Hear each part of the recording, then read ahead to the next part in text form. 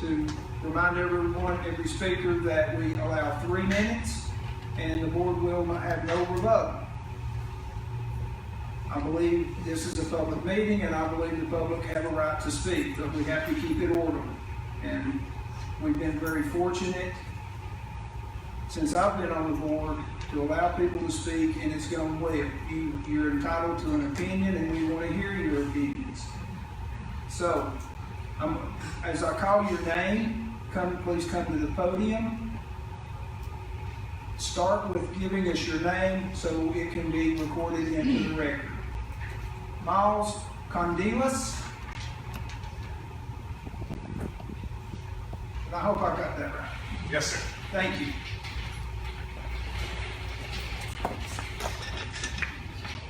I'll be very brief.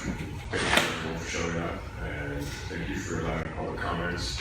I would just like to congratulate the board on their continued effort to keep parental rights and constitutional rights in check, and let parents be the deciding factor on COVID policy for their children in the schools, along with their general physicians, and keep that out of administrative hands. But thank you again, and I really appreciate the job that you all do. Thank you.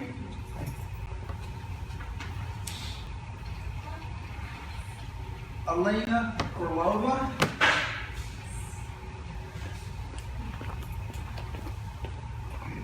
Okay, my name is Alina Orlova, and I just wanted to speak today quickly because we just moved here this summer from New York.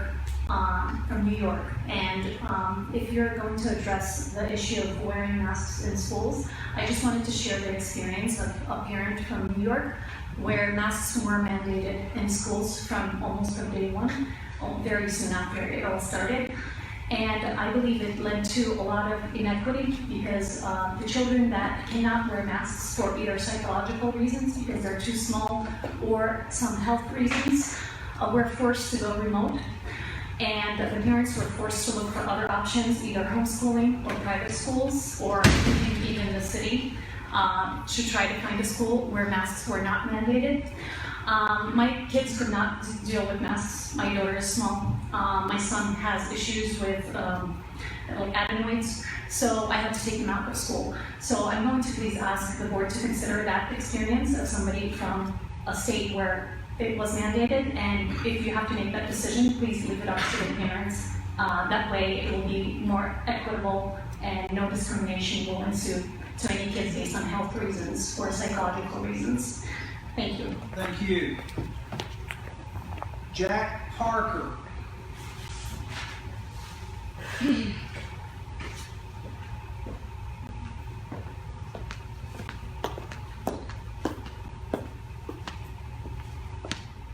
My name is Jack Parker. I've been involved in scientific research for over 40 years at the University of Tennessee, University of Virginia Tech, and Oak Ridge National Lab. I've authored hundreds of scientific publications and reviewed and edited probably twice that many. I'm saying this just to qualify myself as someone that understands the research and publication process and how it works and how it sometimes doesn't work. Regarding mask mandates, again, I also commend the school board for instigating currently the parental decision to decide whether to mask or not mask. And I hope that would continue. And I have 3 reasons why I think it should continue.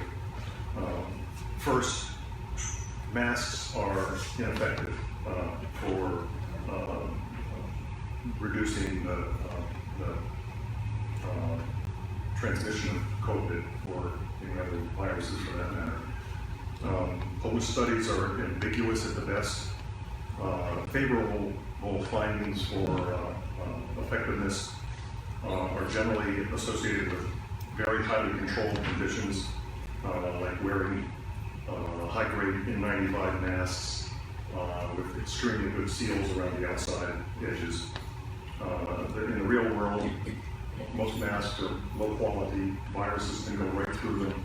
If they don't go through them, the gaps around the side of the things are like 1,000,000 times bigger than the size of viruses, so they really don't seal. If you do use high quality masks, which very few people do, they literally can't be worn for more than a couple of hours, or they feed your breathing to the point that it affects your mental capacity.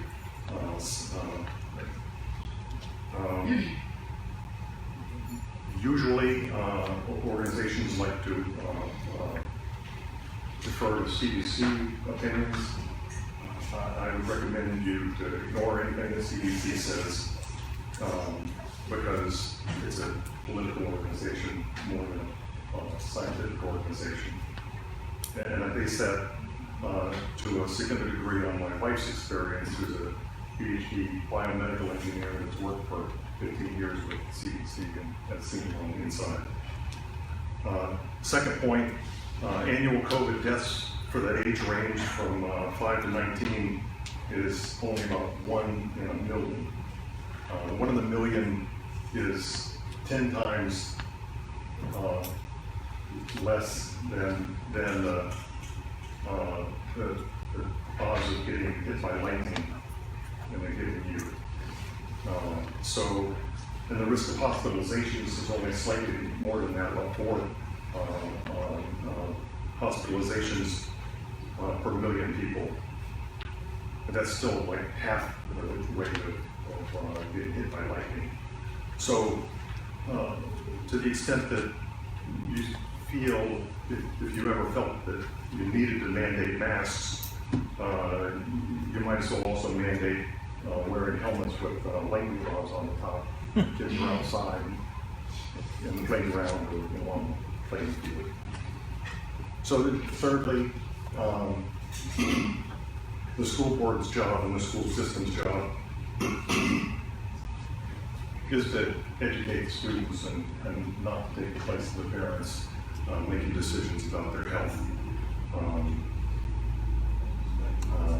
This isn't China, it's not North Korea, at least not yet. I don't know what's going to be hitting there.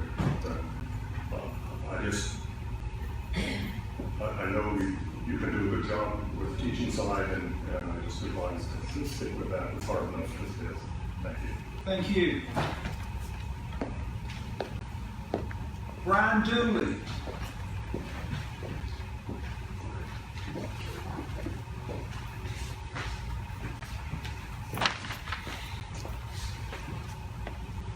My name is Brian Dooley. I'm here to let you know I support the policy of not requiring children to wear masks. Please continue relying on the science to guide your COVID policy. You know where to look for all the studies regarding masks' effectiveness against spreading disease. You know where to find the studies on the detrimental effect on masking kids 5 hours a day. I'm not clairvoyant, but I know everyone in this room, everyone knows that masking kids 5 hours a day is child abuse. I assume you have done your homework, and that's why the policy is what it is. Never worry about who will be offended when you tell the truth. Worry about who will be misled and deceived if you don't. Keep up the good work. Thank you for your time. Thank you.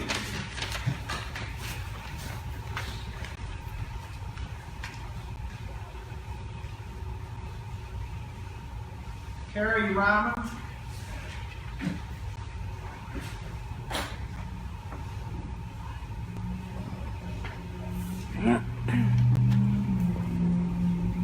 Hello, my name is Carrie Ryder, and I'm here about the mask mandates, and this is if you decide to take it into effect. Okay? Masks. The use of masks have become an essential item in our everyday lives. We're told they will protect us from life-snatching viruses, but has anyone ever spoken of the harmful effects from wearing a mask? Nelson Mandela once said, "There can be no keener revelation of a society's soul than the way in which it treats its children." The soul of society has now become bare, showcasing its true colors. John Tierney said it best when he wrote, "By that standard, our society has now the soul of an abusive parent." The pandemic has turned American adults into selfish neurotics who have been punishing innocent children for over a year and can't restrain themselves. Because of this, schools have canceled many sports and other activities, isolated students from their peers, and forced them to wear masks in classrooms and playgrounds. Masks hinder learning while children emotionally, socially, and physically, just so adults can have a false sense of security. Although masks may provide some protection for adults with high-risk medical needs, the point still stands that some adults may judge the trade-offs, while the children is all pain, no gain. In the mandated mask, you are being cruel to our children. As a responsible adult, you are supposed to ease their fears and reassure them that there are no monsters hiding under their beds. Instead, they have been made to believe under false pretenses that the air they breathe is killing them.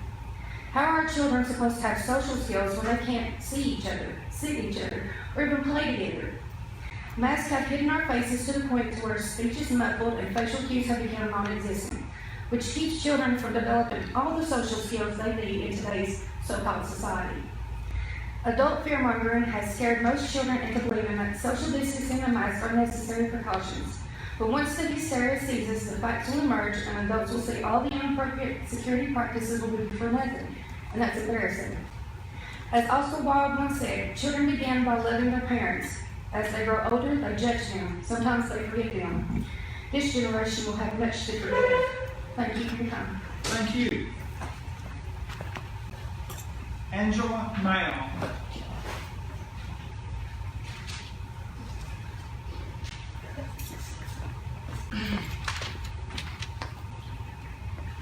So I'm not a parent, but I kind of thought you guys would like to hear from an actual kid who has had to wear masks. And let me tell you that I actually have an autoimmune disease, which means when I catch a virus, my body fights against itself, and it's more dangerous for me. And I also have asthma, and my sister has pleurisy, which is an infection of the lungs, and she also has asthma. The idea of wearing masks, it actually sickens me, because all I breathe is my own recycled air. And let me tell you, I'm germophobic, so like just thinking of breathing back my own bacteria, it's just disgusting. And it feels like I'm suffocating because you're not getting any fresh air. Like you're just breathing your own air. And as someone with asthma, I've never had to use an inhaler more in my life than I've had to wear, like with wearing a mask. And you know, that's scary because like I used to have to use an inhaler like 2 times a day, when without a mask, I don't even have to use it. And it's like, it's just like a piece of cloth is put over your breathing holes, you know, your nose and your mouth, and that cannot be healthy, especially wearing it for 7 hours a day, which is a full school day, and then going in public to doctor's offices and everything, you have to wear it then. And it's been proven that the flu is more dangerous than COVID. COVID has killed a decimal of people than flu has.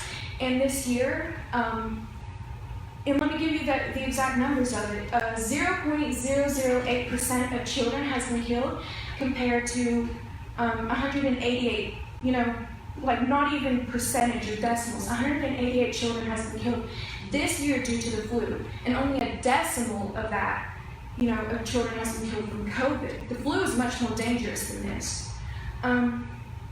And like I've been told wearing masks is for my protection, but I don't see how it is.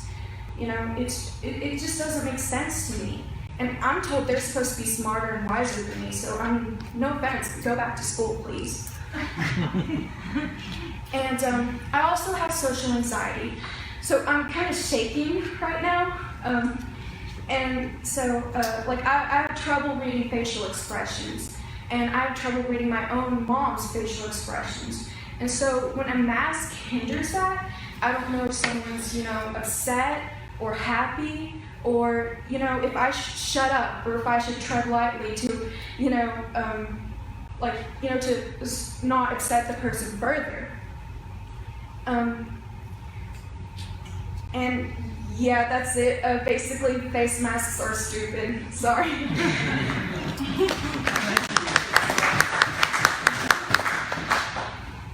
I hope I get this last name correct, Julie Vetch. Vetch, but yes, close enough. I wasn't sure if there was going to be a lot of people like against it or for it, so I directed it towards the people who would be for it. Basically, I have 3 kids in Hawkins County Schools, and all of my life, I've never seen around the world the same mask pushers pushing for masks during the flu. There is so much misinformation being spread, but not by true red, white, and blue patriots, but by puppet news and big tech giants who have Big Brother in their pockets. The truth is out there, and a little research goes a long way. I'm providing you with proof masks do not work. I have a packet for each one of you, just so that you have it for future reference. The truth is out there, and a little research goes a long way. They actually are harmful in the sense of anxiety, dental issues, lack of human connection, headaches, moisture building bacteria, etc. Let's just keep wasting money purchasing masks from China, in which the very box states it doesn't prevent COVID. If you want to wear a mask, great. You are solely over your own health. Do what you want. My body, my choice, right? But the mandates, which are not law, are what I disagree with, and my family chooses to build our immune system rather than breathe CO2. God gave me a mouth to breathe, and science proves CO2 is harmful, and oxygen is essential for life. The real pandemic is fear-mongering news stations, and one with eyes to see and ears to hear should take heed to warnings many of us are censored for. I myself have been banned 8 times on Facebook. Watch Bill Gates Event 201 and stay away from the news. If you want to make your kids become common day bubble boys, that's on you. I knew if I didn't speak now, the next push would be vaccines. Tennessee law allows for minors to make medical decisions without parental consent before age 18. My kids are smart enough not to take a bribe for a jab, but who's to say someone else's kid falls for the devil's schemes? I see Hawkins County is keeping track of COVID cases in someone else in the school system. I have a request that also provide how many unvaccinated versus how many vaccinated, both students and staff, on that diagram, so that we can kind of get more of a actual definitive number. But also, to separate those on that. On another note, Cherokee High School's air conditioning needs to be fixed. These children should not have to deal with the heat. The heat mixed with possible mass and moisture is a breeding ground for bacteria. Anybody in the food industry knows this. 40 degrees to 140 degrees is a breeding cesspool. With this being said, my children will not wear a mask if they are mandated. I will not comply. I am the parent, as my shirt says. I don't co-parent with the government. Masks won't end this pandemic, only herd immunity will. And I've got a packet for each of you, just so that you all have it.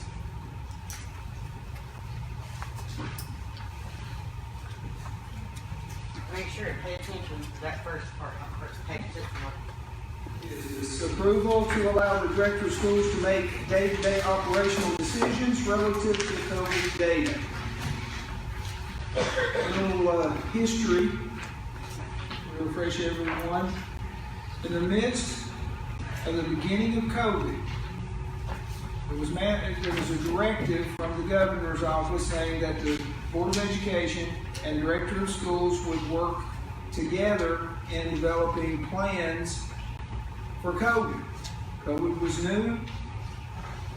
We didn't know a whole lot about it. Things were happening very fast.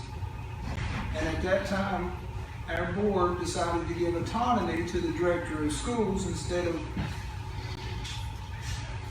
taking a large amount of time for him to develop a plan, bring it back to us, and implement that plan. As things were moving fast, it was changing daily. The director of schools and his staff was in contact with CDC and what other agencies, state governments, from directors from the governor's office, and we just felt like it was necessary to expedite the things for the safety of our children. So now we're in the new year, so it's before this board again to reiterate or amend the relationship we're having facing decisions, whether we give the director the autonomy to implement without the board's recommendation. So the floor is open for any comments at this time. Or motions at this time. Entertain a motion that we approve the director of schools and its day-to-day operation. We have a motion. The COVID level. We have a motion, we have a second. Any further discussion? Mr. Chairman, apparently, I would think that based on the fact that we do now have some history into how this all works, and when we hire a director of schools, we give him the day-to-day operations anyway. That's his job. And so, if in our, I guess, reading between the lines of some of our policy, apparently policy already addresses the issue of how we deal with our student wellness and everything else. So I don't know why the board, other than to relieve us of the responsibility of maybe having to override the director of schools at any point in time. If we do this, then we basically take us out of the loop, other than to be able to say, okay, that's the board's decision. The board decided to do that. So, you know, and that puts the burden back on us, which we already have the burden on us, guys. It's on us anyway. We are the ultimate authority of this school system.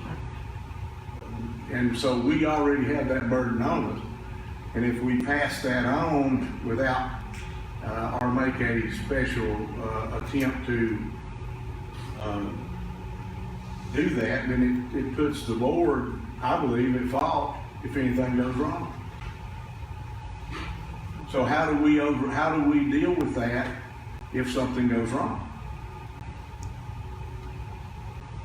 I didn't feel like I got enough information during, and I talked to you enough. I don't think that, because if I called, it's 12. If I called to ask the numbers, of course, they were working on it. We didn't get, I don't think we got our numbers like I would have liked to have seen them. Well, I would like to respond to that. We posted numbers every single week last year. They were on our website at any point, from the start. Not at any point, but from the start we did. When I'd call and say, what were our numbers today? Well, I don't know, we're working on it, or something, and I know they come out once a week. I don't believe I said I don't know. In fact, you called 2 weeks ago and I had off the top of my head exact numbers, so I don't know where the miscommunication is coming from, but I don't believe I ever told you that. I could be mistaken, and I don't want to argue with you, but. I didn't get the numbers that day, they're working on it or something. Well, to be honest with you, they're posted. When we get verified numbers right now, they are updated on the chart. We had a parent ask that earlier this evening in public comment. When we have a verified positive case, that number is posted in our chart. That day. And that day, that very day. And the only thing that's changed between last year and this year is that contact tracing has been taken away from us. It resides with the health department, and when we get that information back, we are to act on that immediately. And in most cases, we're going to err on the side of safety, and if the student's symptomatic, we're calling that parent and we're removing that student until we can get verification. That's our safety protocol. I'm not saying you didn't do a good job. No. I didn't say anything like that. I think I just didn't feel like I was on top of knowing, whenever I needed to.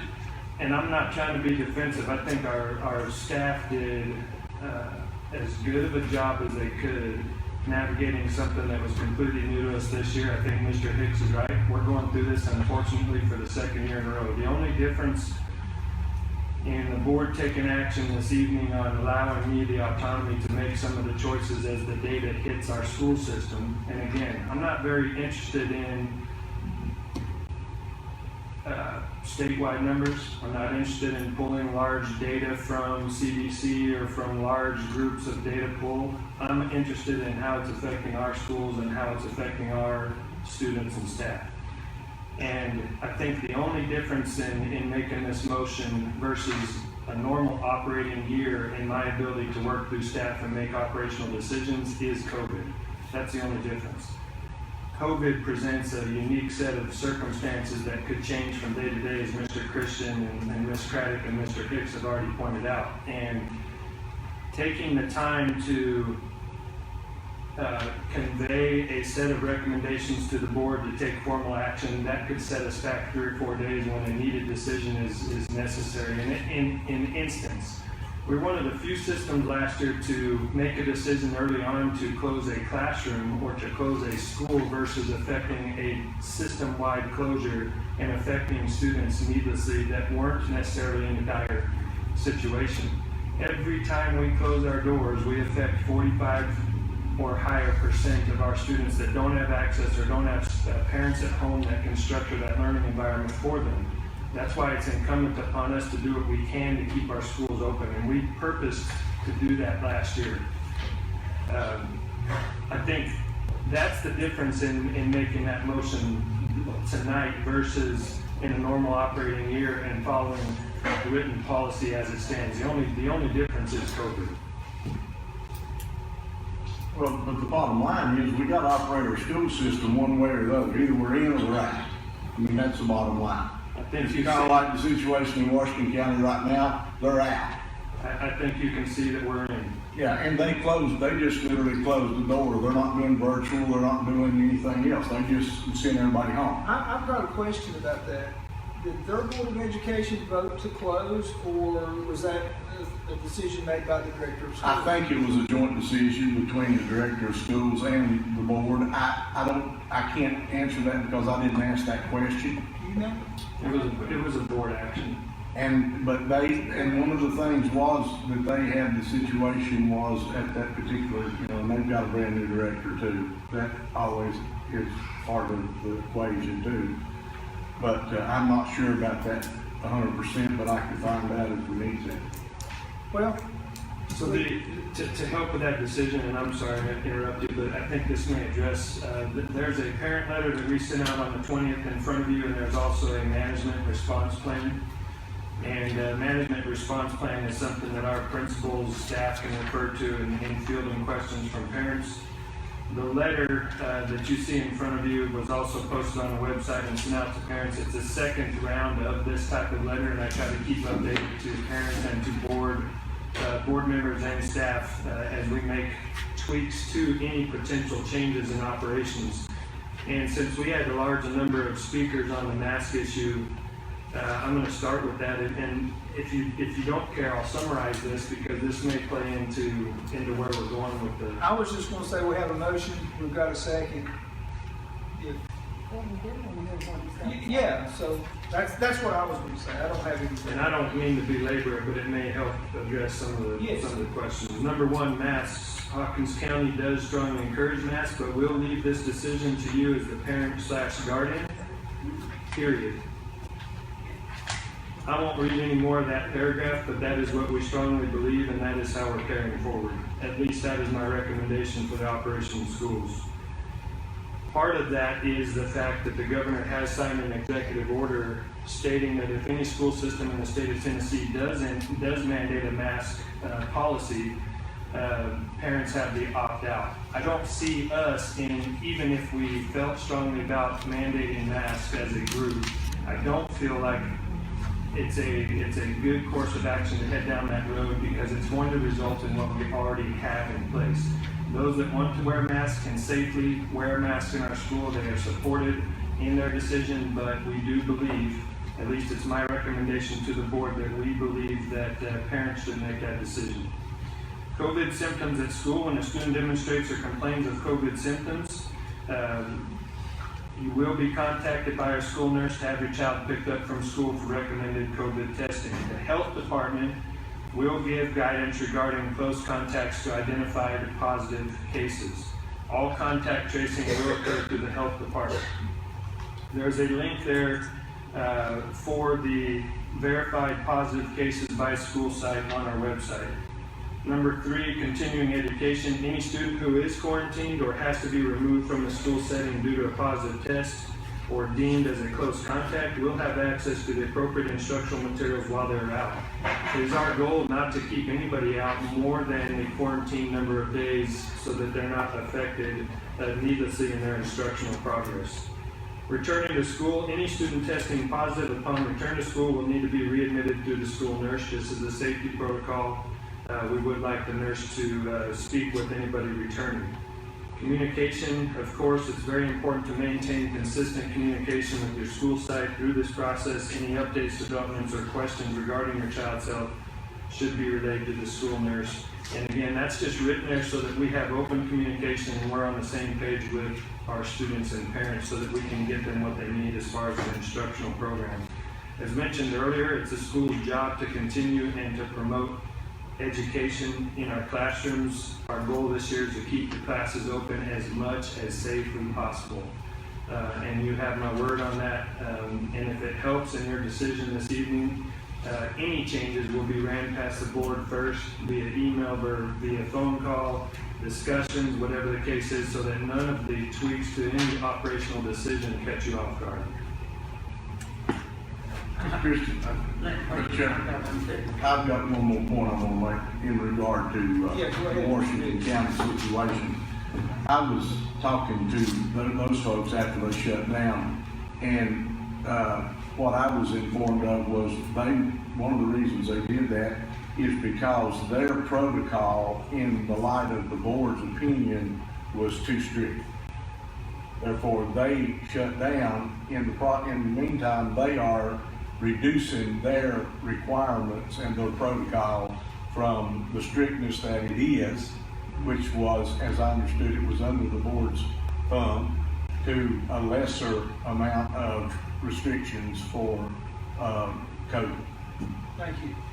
I And appreciate it. also that was, Washington County used stockpile days, which we all know we have stockpile days.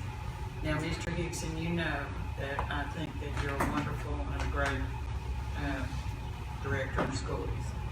And I understand everything that every parent said here today, because I'm a parent and I'm a grandmother.